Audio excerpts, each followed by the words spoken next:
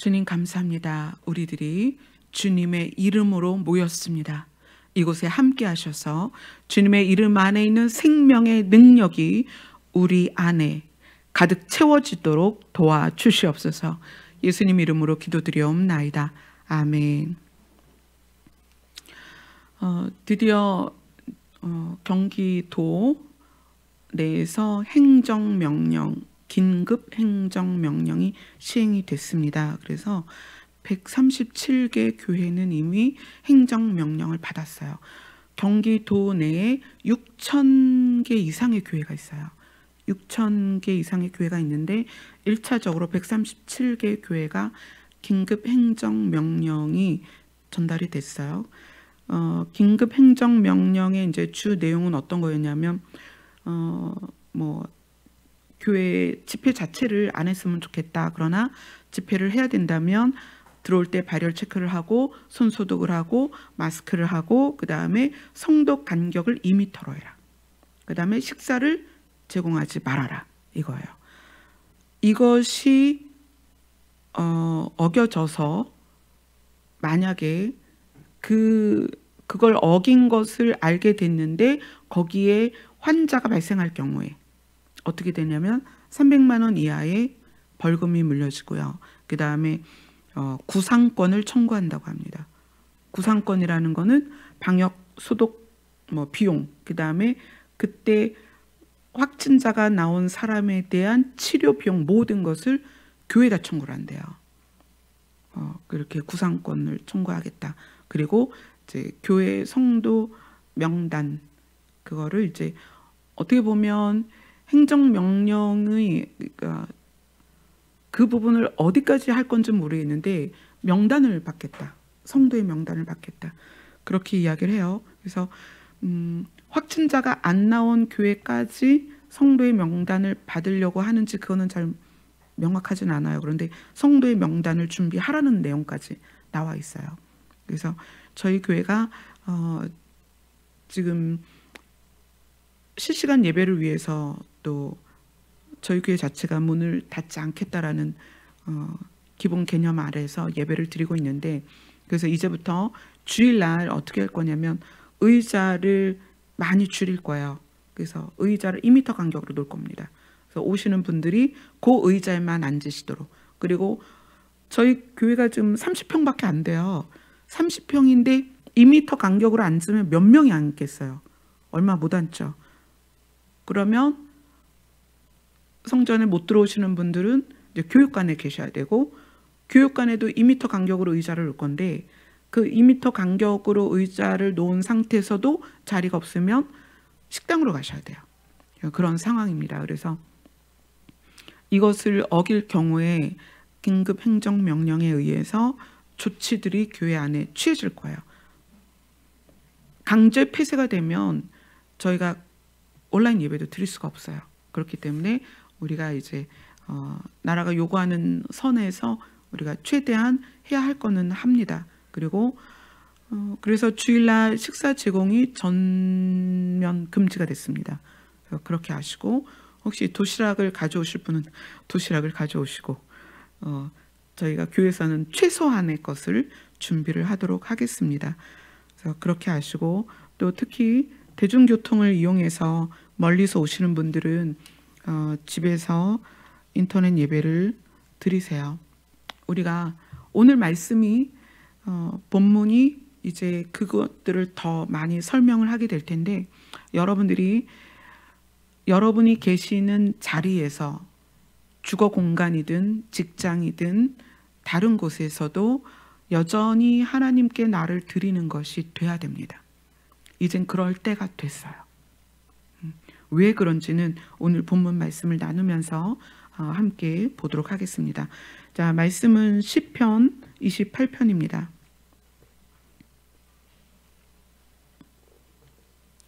시편 28편 6절로 9절 말씀입니다.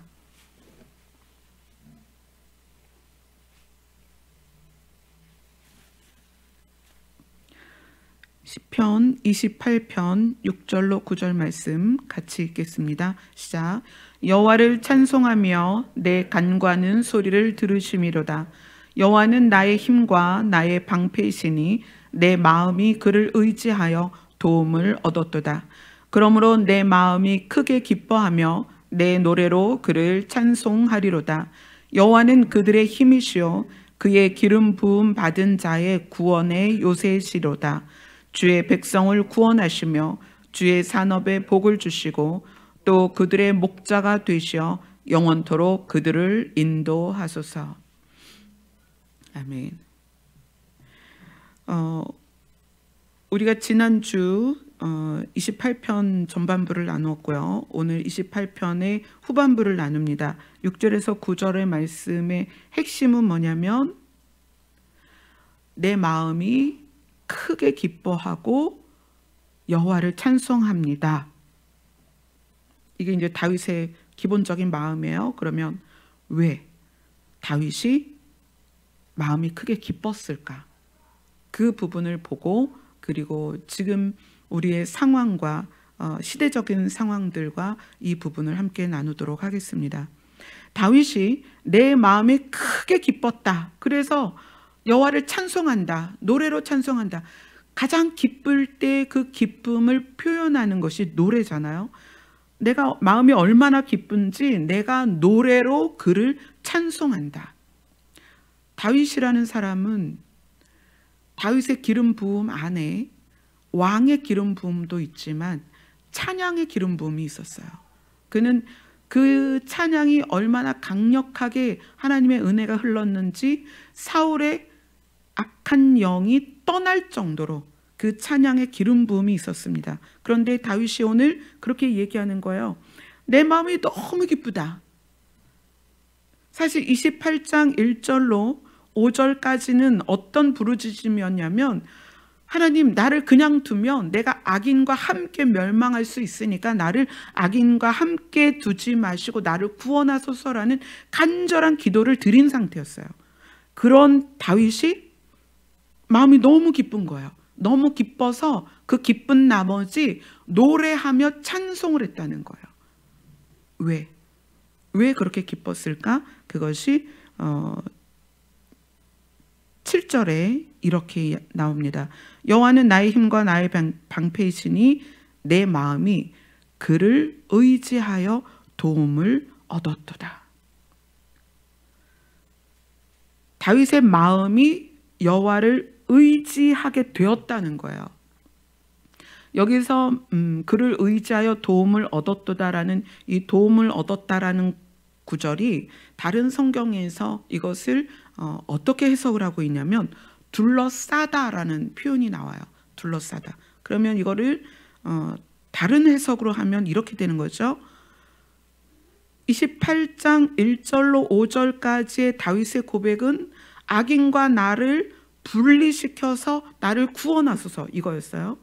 그런데 내 마음이 너무 기쁘게 됐다. 왜냐하면 내가 여호와를 의지하게 되었고 도움을 얻었다. 근데 그 도움이 구체적으로 원어로 뭐냐면 둘러싸였다는 거예요. 무엇으로 둘러싸였을까요? 여호와께서 다윗의 마음을 쌌다는 거예요. 우리가 지난주에 생명싸개에 대해서 이야기했죠. 생명싸개처럼 다윗의 마음이 두려움 가운데 있어서 여호와께 어떻게 기도했냐면 부르짖었다는 거예요. 두렵습니다. 나를 그대로 두면, 나에게 관여하지 않으시면, 나를 하나님께서 간섭하지 않으면 나는 악인과 똑같이 끌려 들어갈 것입니다. 심판당할 것입니다. 그러니까 나를 하나님께서 관여하셔야 됩니다. 잠잠하지 마옵소서. 28장 1절에 내게 잠잠하시면 내가 무덤에 내려가는 자와 같을 것입니다. 이렇게 고백했어요. 그러니까 잠잠하지 마시옵소서. 나를 관여하옵소서. 나를 관여하지 않으시면 내가 무덤에 내려가는 자 같습니다 라고 고백했던 다윗이 너무 기뻐서 노래로 찬송을 부르게 됐어요. 근데 그 이유가 여호와 하나님께서 다윗의 마음을 어떻게 했다? 둘러쌌다. 그 상태를 지금 고백을 하고 있어요. 우리가 지금 이 시대적인 상황에서 얼마나 많은 일들을 보고 있어요. 근데 다윗이 지금 해답을 주는 거예요. 너희가 나처럼 무덤에 내려가는 자 같은 두려움이 있을지라도 여호와께 간구하고 그를 부르짖으면 그분께서 너의 마음을 둘러쌀 거다. 무엇으로? 여호와께서 친히 오셔서 여호와가 너의 마음을 둘러쌀 거다. 이렇게 이야기를 하시는 거예요. 자, 하나님은 이 땅을 심판하십니다. 우리는 그 심판의 때를 보고 있고 마지막 최종적인 심판을 향하여 가는 과정에서 우리들은 이제 앞으로 수많은 것을 경험할 것입니다. 하나님은 왜 심판을 하실까요? 하나님은 왜 심판을 하실까요? 그걸 28장에서 시편 28편에서 다윗은 5절에 그렇게 이야기합니다. 여기서 그들은 누구냐면 악인이죠. 심판받아야 될 대상들입니다. 그들은 여호와께서 행하신 일과 손으로 지으신 것을 생각하지 아니하므로, 그러니까 심판을 하시는 이유는 사람이 신을 인정하지 않는 것 때문에 심판하시는 거예요.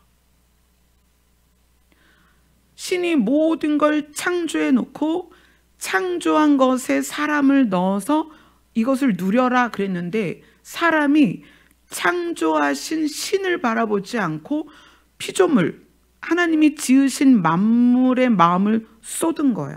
그래서 하나님께서 심판을 하시는 거예요.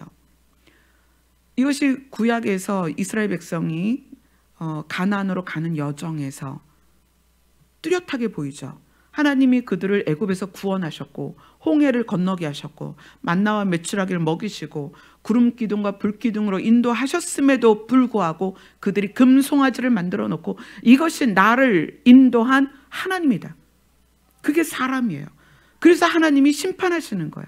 하나님이 사람을 심판하시는 이유는 우리가 물론 도덕적이고 윤리적인 어떤 잘잘못들이 우리 안에 많이 있습니다. 근데 그런 것을 가지고 심판하시는 것이 아니라 하나님의 심판은 우리가 하나님을 의지하지 않고 세상을 의지했기 때문에 그래요. 그래서 심판을 하시는 거예요. 하나님을 인정하지 않는 것, 하나님을 마음에 두지 않는 것, 하나님을 마음에 두기를 싫어하는 것, 이런 것이 결국은 심판을 불러오게 되는 거죠. 심판의 방법이 있습니다. 시편 28편 5절을 같이 읽겠어요. 시작.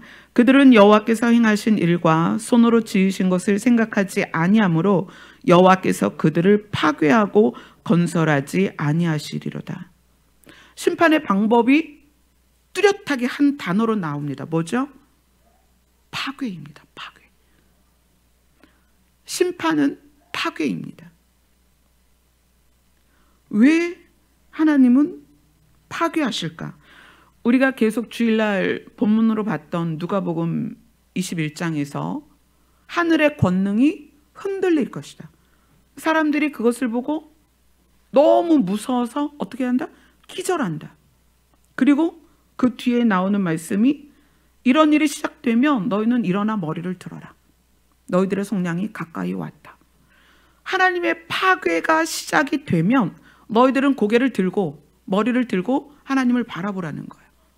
왜 하나님은 하늘의 권능이 흔들리고 땅의 지축이 흔들리며 사람들이 두려워 떨도록 파괴를 시작하시는가? 왜 그럴까요? 하나님의 심판은 파괴다. 오늘 시편 28편이 아주 명확한 단어로 그것을 표현해 주고 있습니다. 파괴다. 왜 하나님은 파괴라는 단어를 쓰셨냐면 우리를 지으신 여호와 하나님께 시선을 두지 않고 금송아지의 시선을 두었기 때문에 하나님은 금송아지를 쪼개버리시는 거예요. 봐라. 너희들이 의지했던 것이 순식간에 사라지는 것을 봐라. 하나님이 심판의 방법으로 파괴를 쓰시는 이유는 우리가 의지한 것이 얼마나 하찮은 것인가를 명확하게 보여주시는 거예요. 봐라. 내가 없애면 사라지는 것들이야. 너희가 생명처럼 의지한 것을 봐라. 저것들이 너희를 도와줄 수 있겠니? 저것들이 너희에게 생명을 줄 수 있겠니? 저것들이 너희를 얼마나 마음을 든든하게 해줄 수 있겠니? 내가 흩을 때니까 봐라. 그러면서 부분의 파괴를 시작하시는 거예요. 그것이 심판입니다. 이 파괴가 진행될 때 우리는 두 부분에서 생각을 해야 됩니다. 하나는 하나님께 의지되지 않고 세상을 주목했던 성도들이 세상이 파괴되는 걸 보면서 자기의 시선을 어떻게 해야 돼요? 하나님께 고정시켜야 돼요. 시선을 돌려야 된다는 거예요. 자기의 마음이 집중되었던 파괴되는 것들을 보면서 아, 저것이 나를 살릴 수 없구나. 그러면 내가 하나님께 마음을 다시, 이것이 회개죠. 방향을 바꾸는 게 회개입니다. 마음의 방향을 바꿔서 하나님께 집중케 하기 위한 그 방법으로 하나님이 파괴를 쓰시는 거예요. 그래서 우리는 뭘 알아야 되냐면 심판도 긍휼이다. 심판도 은혜다. 심판도 사랑이다. 왜냐하면 하나님께서 이 땅을 그대로 둔 상태에서 예수 그리스도가 바로 오시면 누가 깨어나겠어요? 그러니까 하나님께서 너희들이 의지한 것을 내가 흔들겠다. 하늘의 별을, 해와 달을, 권능을 흔드시는 거예요. 땅의 규칙들을 흔드시는 거예요. 파괴하시는 거예요. 그러면서 그 세상을 의지하고 있는 하나님의 자녀들을 향해서 내가 너희들에게 얼마나 이야기했니? 나를 보라고. 그러나 너희가 나를 보지 않는구나. 그럼 너희가 주목하고 있는 것들을 내가 너희 눈앞에서 제거해 줄게. 그것이 환난입니다. 환난은 우리에게 하나님이 주시는 긍휼이에요. 어떤 부모가 자식이 헐벗고 굶주리고 매를 맞고 넘어져서 다치는 걸 기뻐하겠어요? 그런 부모는 전혀 없습니다.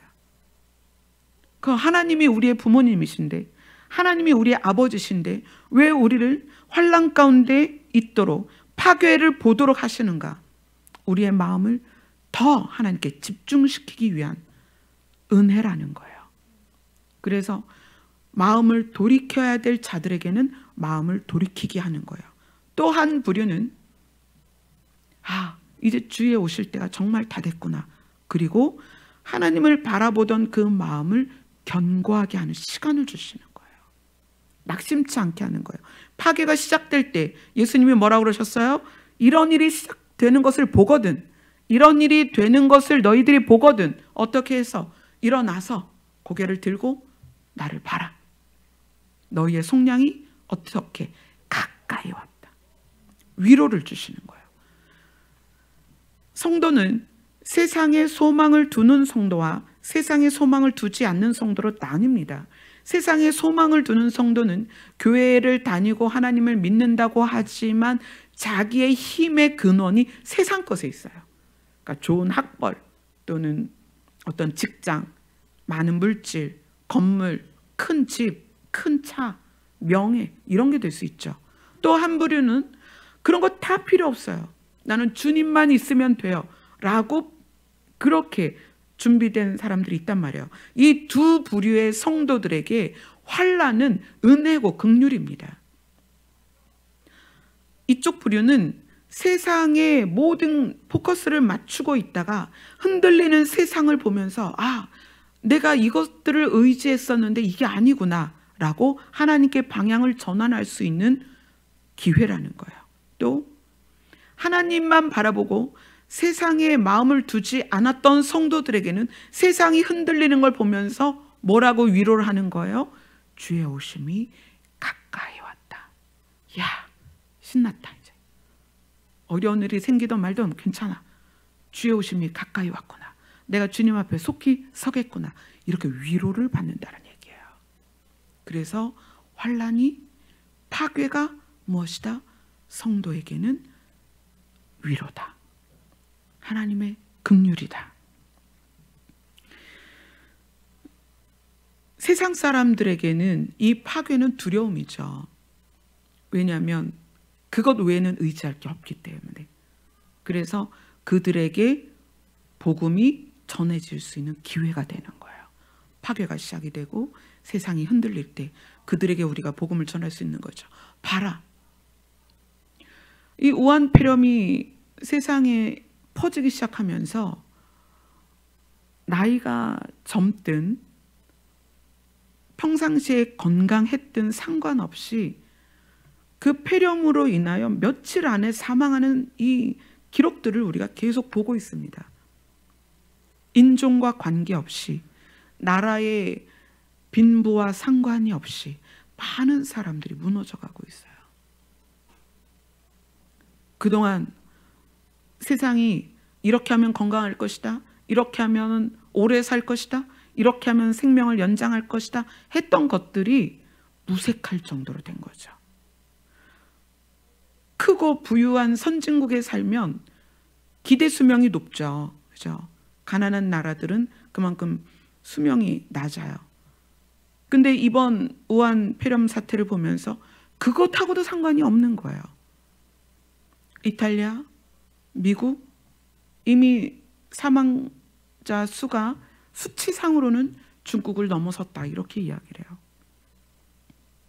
이러할 때 사람들이 극도로 지금 불안해하고 두려워하고 있거든요. 그러한 사람들에게 우리가 생명의 빛을 비춰줘야 되는 거예요. 세상은 이런 곳이다. 어제까지도 건강했던 사람이 오늘 폐가 하얗게 변할 수 있는 것, 이것이 세상이다. 우리가 이러할 때 우리를 지으신 신을 향해 가야 된다라는 것을 우리가 이야기할 수 있는 어떤 절호의 기회가 되는 거죠. 자, 제가 오늘 말씀을 준비하면서 아주 특이한 점을 발견했어요. 여러분, 감사라는 단어가 성경에서 어디에 제일 많이 나오겠어요? 제가 너무 정답을 가까이 알려드릴 것 같아요. 시편에 감사라는 단어가 75번이 나와요. 물론 시편이 길기는 하지만 다른 성경에 그래서 제가 감사라는 단어가 몇 번이나 나올까 봤는데 시편을 제외한 다른 성경에 최고 많이 나오는 게 9번이에요. 8번. 신약에서는 감사라는 단어가 가장 많이 나오는 책이 고린도전후서 몇 권인데 제일 많이 나오는 게 7번이에요. 그런데 시편은 75번이라는 감사라는 단어를 썼어요. 그래서 그걸 제가 찾아봤거든요. 근데 어떻게 그 감사를 썼냐면 주께 감사, 여호와께 감사, 다 그거예요. 주께 감사하라, 여호와께 감사하라. 1900년대까지는 이 시편의 저자는 다윗이다라고 결론을 내렸었어요. 그런데 그 이후에 이제 연구를 통해서 시편이 저자가 다윗만 있는 게 아니라 다양한 사람들이 지었다 이렇게 이제 다시 바뀌었는데, 다윗이라는 사람이 시편의 이제 대부분을 저자로서 대표적인 인물인데 다윗의 인생이 그렇게 감사할 만한 사람은 아니었거든요. 그런데 어떻게 이렇게 시편에 감사라는 것이 가득할 수 있었는가? 그것은 오늘 말씀을 본 것처럼 다윗의 마음을 하나님께서 둘러쌌을 때 다윗이 무엇을 깨달았냐면 하나님이 우리를 얼마나 사랑하시는가를 깨달았다는 거예요. 예수님이 예를 들어서 비유로 이제 설명하신 것 중에 빚을 탕감받는 내용들이 있습니다. 어떤 종이 왕에게 엄청 많은 빚을 탕감받았어요. 그래서 그 사람이 너무 신났죠. 빚 탕감받으면 얼마나 좋아요. 여러분 빚 있어요, 없어요? 대답은 안 하시지만 각자 빚이 있죠. 어느 날 저기 국민은행에서 전화를 해가지고 무슨 고객님 당신의 빚을 어떤 사람이 와서 다 갚아버렸습니다. 이제 빚 안 갚아도 됩니다. 이자도 내지 마세요. 이러면 얼마나 기분이 좋겠어요. 그죠? 빚을 탕감받은 종이 신하가 막 콧노래를 부르면서 집에를 가다가 자기에게 빚을 진 종을 만났어요. 그 친구를 만났어요. 그 멱살을 잡고 너 내 돈 언제 줄래? 막 그러니까 그 친구가 내가 아직은 갚을 수가 없어. 그랬더니 데려다가 감옥에 퍽 집어넣은 거예요. 그 내용이 성경에 나오죠. 그 신하가 그 마음 안에 잃어버린 게 뭐냐면 자기가 얼마나 큰 빚을 탕감받았느냐예요. 이건 어떤 내용이냐면 우리가 소유한 모든 것은 하나님께로부터 왔다. 여기에 있는 우리 모두가 지금 안경 쓰신 분들 있잖아요. 안경부터 의자, 이 건물, 우리가 소유한 그 모든 것, 지금 여러분이 들고 있는 성경책까지 여러분이 소유했다고 하는 모든 것은 다 하나님께로부터 왔습니다. 다윗의 마음이 하나님께 의지되었더니 하나님이 다윗의 마음을 감쌌다, 둘러쌌다. 하나님이 다윗을 둘러쌌더니 다윗이 깨달은 게 뭐냐면 나의 생명으로부터 나에게 소유된 모든 것이 여호와께로부터 왔구나. 그래서 주는 나의 목자시오. 그렇게 고백할 수밖에 없는 거예요. 주는 나를 인도하시고 그분이 나의 생명의 근원이시고, 그러니까 무엇을 잃어도 무엇이 없어도 무엇의 공급이 끊겨도 누가 나를 대적하도 다윗이 고백하는 게 뭐예요? 하나님께 감사. 그거라는 거예요. 자, 지금 우리 시대적인 상황이 이제는 우리가 급격히 흔들리는 시대로 들어갑니다. 지금 오한폐렴으로 인해서 눈으로 아직까지 드러나지 않은 더 깊은 문제들이 있어요. 제조하는 제조업체들이 지금 문을 닫고 있고, 그러면 이제 공급이 끊어질 거죠. 공급이 끊어지면 우리가 이제 구할 수 없는 시기가 와요. 그때는 돈을 다발로 쌓아놓고 있어도 물건을 공급받을 수가 없다는 얘기예요. 이것이 실제적인 상황으로 우리에게 오지 않았기 때문에 여러분이 체감하지 못하는데, 만약에 이 오한폐렴이 앞으로 더 몇 달 지속이 된다면 우리는 상품 진열대에 상품이 없는 것을 우리 눈으로 보게 될 것입니다. 여러분이 은행에서 예금을 다 인출해서 현금을 다발로 싸가지고 가도 쌀을 구할 수 없게 된다는 거예요. 그럴 때, 그런 상황에서 우리가 우리의 마음이 평안할 수 있냐는 거예요. 그런 상황에서 우리의 생필품을 구하지 못해서 여기저기 뛰어다니다가 빈손으로 들어와서 자리에 앉았을 때에도 우리가 여호와께 감사, 찬양을 부를 수 있느냐는 거예요. 하나님의 파괴는 어떤 효과를 가져오냐면 내가 어느 선까지 여호와 하나님과 관계되어져 있는지를 확인하는 바로미터입니다. 여러분 눈앞에 있는 것이 하나하나 사라질 때마다, 여러분이 소유한 것이 하나하나 사라질 때마다, 여러분이 보고 있는 것이 하나하나 무너질 때마다 우리는 내가 하나님과 얼마만큼 신뢰를 가지고 있고 내가 얼마나 하나님께 의지되어 있는지를 적나라하게 보게 될 것입니다. 그래서 파괴는 긍휼입니다. 여러분이 두려움이 있고 흔들림이 있는 그 선, 이것이 나와 하나님과의 관계입니다. 그 선에서 우리가 어떻게 해야 돼요? 우리는 그 선, 우리가 두려움을 느끼고 근심하고 걱정하는 그 선에서 우리는 하나님께 시선을 돌려야 되는 거예요. 아, 내 선이 여기밖에 안 되는구나. 나와 하나님과의 관계는 여기까지였구나.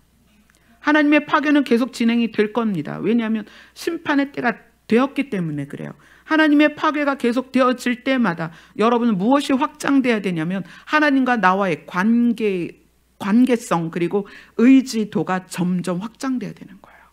커져가야 되는 거예요. 하나님이 파괴하시는 것은 하나님의 백성을 이 파괴되어야 할 세상과 함께 쓸어버리려는 것이 아니라 파괴를 통하여서 의지되어져 있는 것들을 놓고 하나님을 바라보는 거예요. 서서히 밀물처럼 파괴가 다가올 것입니다.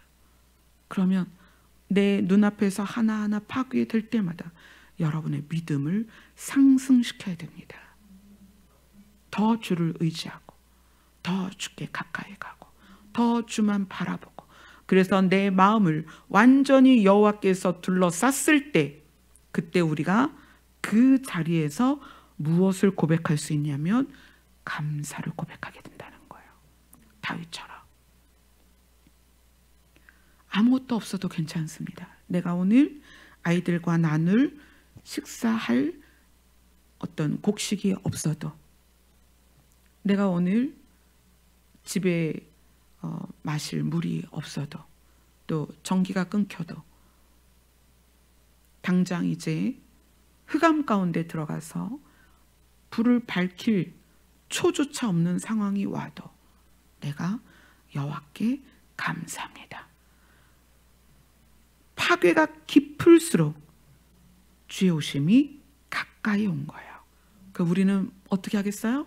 감사 찬양 부르면서 주님 어서 오시옵소서. 그럴 수 있다는 거예요.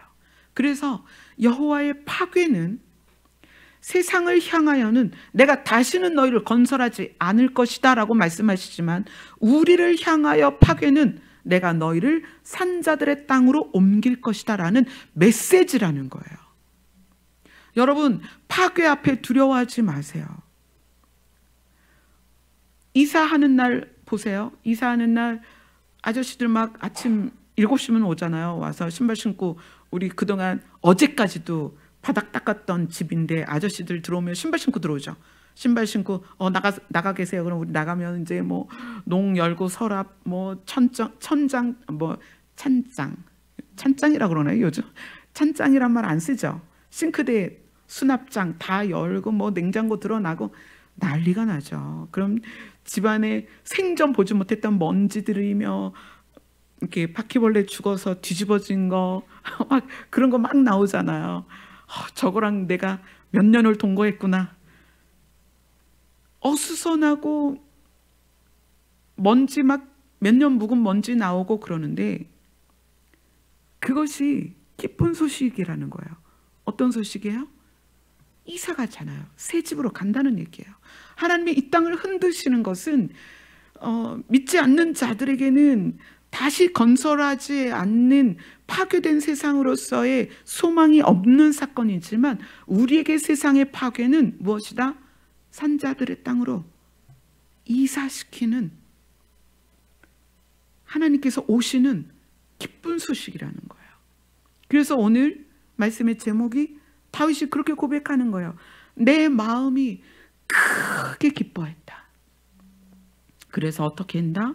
노래로 그를 찬송하리로다. 아멘. 여러분, 장담하지만 이 세상 점점 힘들어집니다. 꽃피고 노래하는 그런 시대 이제 안 와요. 점점 힘들어집니다.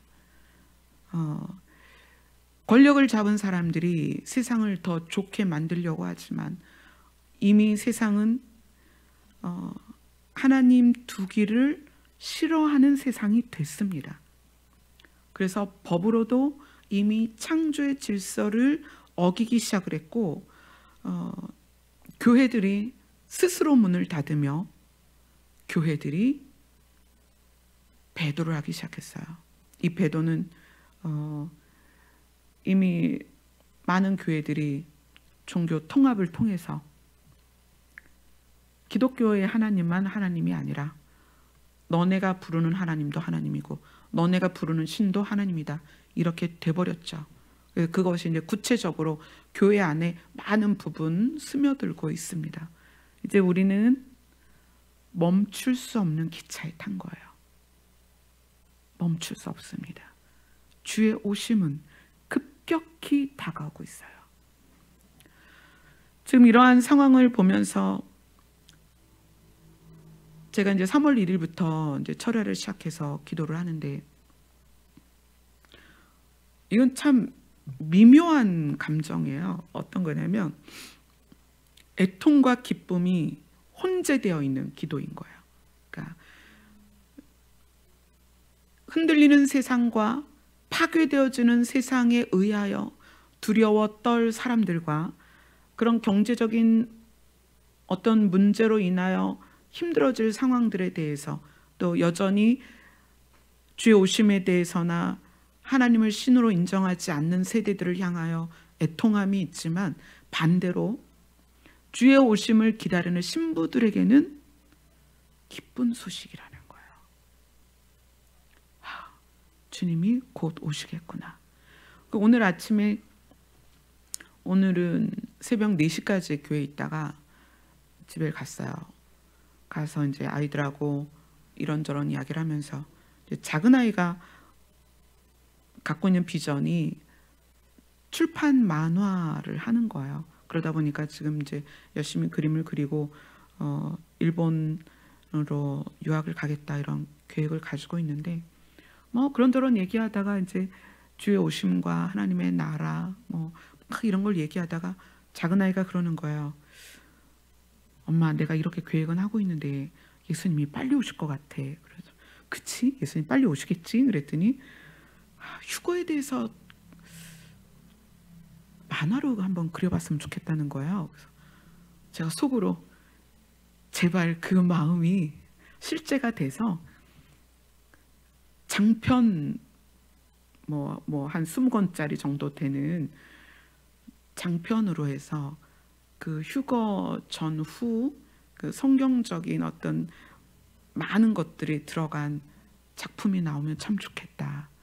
또 마지막 때에 깨어나야 될 사람들을 위해서도 그렇고 남겨진 자들을 위해서도 그렇고 그게 참 필요하겠다 이런 생각이 들었어요. 근데 제가 작은 애한테 야, 너 그거 그려볼래 하면 또 억지로 하게 되는 마음이 생길까 봐 내비두고 하나님 자원하는 마음을 넣어주시사 저 아이가 엄마 나 유학 안 가고 그 그림을 한번 그려볼게 이랬으면 정말 좋겠다. 저 혼자 그렇게 생각을 했었어요. 주의 오심이 가까이 올수록 하나님은 전 세계적인 파괴를 우리 눈으로 보도록 하실 것입니다. 우리는 그 파괴를 보면서 내가 어디에 의지되었는가를 정말 적나라하게 보게 될 거예요. 자, 우선 지금 우한 폐렴 때문에 성도들이 교회에 모이지 못하고 있습니다. 전화를 많이 받았어요. 그나마 이제 우리 교회는 작년부터 조금씩 준비가 돼서 워낙 멀리서 오시는 분들이 많다 보니까 집에서 영상으로 예배를 드리는 거에 익숙해 있는 분들이 계세요. 그래서 그런 분들은 그냥 하시던 대로 계속 그렇게 영상으로 예배를 드리는데 교회 건물에 의지되었던 분들, 교회 조직에 의지되었던 분들, 목회자에 의지되었던 분들이 지금 굉장히 혼란 가운데 있습니다. 이렇게 예배를 드려도 되는 건지, 또 맨날 이렇게 교회에서 뭐 가운 입고 봉사하고 막 이러던 분들이 집에서 스마트폰 이렇게 놓고서는 볼래니 그게 돼요? 안 되지? 그러니까 혼란 가운데 있다는 거예요. 저는 이번 기회에 성도들이 교회나 시스템이나 조직이나 사역자의 내가 얼마나 의지되어 있었던가를 좀 적나라하게 봤으면 좋겠어요. 아, 교회가 사라질 수 있구나. 목회자도 사라질 수 있구나. 내가 이런 조직이 없이 혼자 예배를 드려야 되는 상황이 올 수도 있구나. 그래서 성도들이, 저는 이번 기회에 성도들 각자가 여호와 하나님 외에 의지했던 모든 것을 놓는 계기가 됐으면 좋겠습니다. 그렇게 된다면 그것은 하나님의 긍휼입니다. 주의 오심을 앞두고 우리가 얼마나 많은 것들에 의지되고 의존되었었는지 오늘 다윗처럼 여호와 하나님께서 그의 마음을 둘러쌌을 때 내 마음이 크게 기뻐하며 노래하며 찬송한다는 이 고백이 우리 모두에게 나와야 된다는 거예요. 여호와께서 내 마음을 둘러싸니까 나는 다른 것에 의지할 필요가 없는 거예요. 물질에도, 보이는 어떤 건물에도, 교회도, 사역자도 의지할 필요가 없는 거예요. 누가 직접 가르친다? 하나님께서, 여호와께서, 성령께서, 예수 그리스도가 우리를 직접 가르치신다. 우리는 이제 그러한 길을 가야 됩니다. 이제 여러분들이 예행 연습을 하는 거예요. 좀 더 본격적인 문제들이 우리 주변에 일어났을 때, 우리 열린 하늘문 교회조차 완전히 강제 폐쇄가 된다면 우리 성도들이 어떻게 해야 되는가? 여러분들 마음이 여호와 하나님께 둘러싸여서 여러분이 골방에서 그분과 대면해야 됩니다. 유튜브가 차단되고 방송으로도 예배드릴 수 없는 그날이 오면 여러분은 스스로 여호와의 이름을 불러야 되는 거예요. 그리고 그분과 대면해야 합니다. 그리고 그분이 주시는 은혜 안에서 어떻게 내 마음이 크게 기뻐하며, 이것은 실제로 일어날, 이 사회에 일어날 일들입니다. 여러분들이 파괴되어져 가는 관계, 물질, 세상, 교회, 이것들을 보면서 여러분 마음이 어디에 가장 의지가 되었었는가를 살피세요. 그리고 이제는 우리가 마음을 돌이켜서 여호와 하나님만 의지하는 여러분이 되시기를 소원합니다. 아멘. 우리 찬양합시다. 찬송가 360장입니다.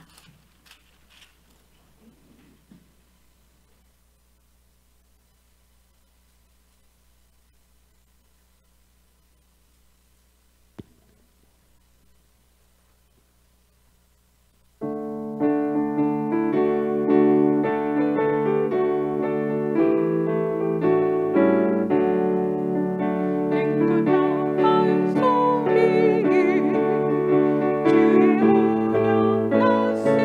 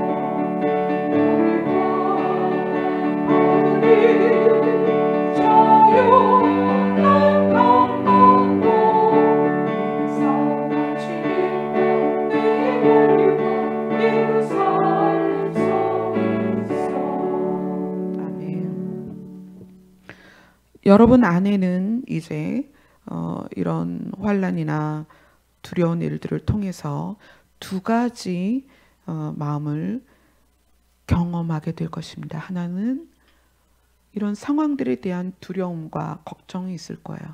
근데 이 두려움과 걱정을 방향을 돌려서 하나님께 의지하기 시작하면 하나님께서 당신의 자녀를 향한 긍휼을 우리에게 알리시고 가르치고 보이셔서 그 안에서 이제 평안을 누리게 됩니다. 그래서 예수님이 평안하다 평안하다 할 때 이런 일이 올 것이다라고 하는데, 그게 세상에서는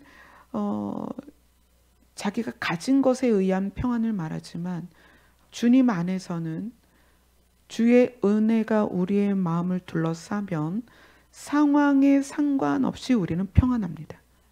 그러니까 그 평안하다는 게 굉장히 다양한 의미를 내포하고 있는 거죠. 또 믿음 안에 있다고 하지만 다른 것에 의지되어 주의 오심을 못 깨달은 사람들은 자기의 의지된 것에 의하여 평안하지만 우리는 예수 그리스도에 의하여 평안하다고 고백할 수 있어야 합니다.